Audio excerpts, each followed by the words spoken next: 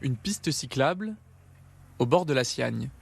700 mètres de voies dédiées au vélo ont été inaugurés, de quoi satisfaire les usagers.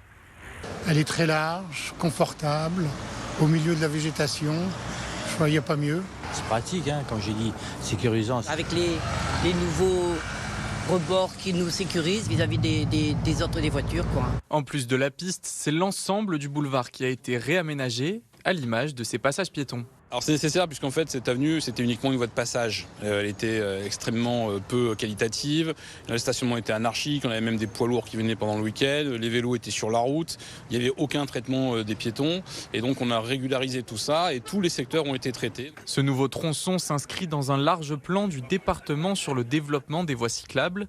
Au total, 62 millions d'euros seront investis d'ici 2028. C'est une étape supplémentaire.